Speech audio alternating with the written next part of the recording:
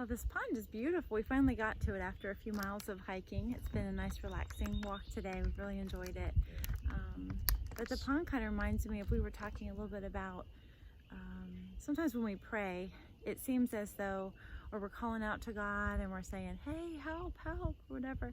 It's almost like you're drowning. It's like you're just trying to keep yourself above the water, trying to breathe. Treading water. Yeah, just like you're not really going anywhere. And so it's so important to remember that he does hear. He does hear. He's not ignoring us. He's not too busy. We just have to be fervent with it. And I got that word from Priscilla Shire's book that I just started reading. I can't wait to get into it more, talking about prayer and being intentional with prayer, not just throwing them up into the wind like dry leaves, waiting for them to just maybe blow somewhere. It's so important to have diligent, intentional prayers. So I'm excited about that study. And yeah, I love nature because it just reminds me of God, how cool he is, and how calm he is, and how he has things all in order. Even when it seems that it might not be in order, he still has it in the palm of his hand. Isn't it true that we often, I'm looking at the water, and isn't it true that we often, when you were talking about treading water, we often are, that's like the example of us trying to do it ourselves. Yeah.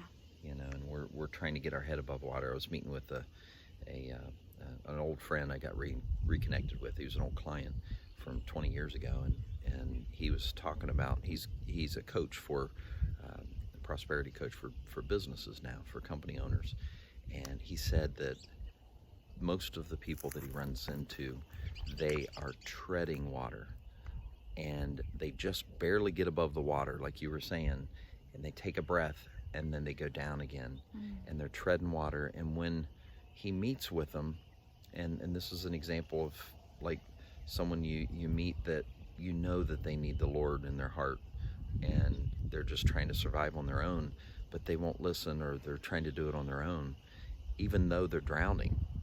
And all we can do is love on them and pray for them and hope that they finally just rest, sit back, take a deep breath, and float.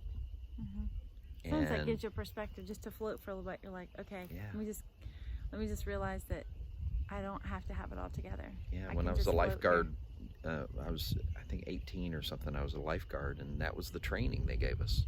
When you're tired, and you're exhausted, the focus can't be treading more, because you're going to eventually tire out and drown. You're going to sink.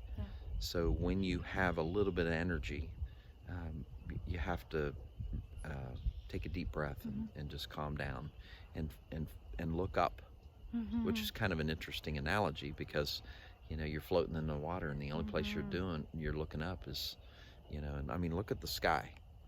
Oh yeah. The trees in the way, but it's a beautiful sky here, and the sun is about to set, and I mean, I'm looking at the sun right now. That's really who we need to focus on. Yeah. So when you are feeling like you're drowning, may your fervent prayer be... Pray fervently, take a breath, and rest in his presence. Yes. That's good advice there. Yep. God bless.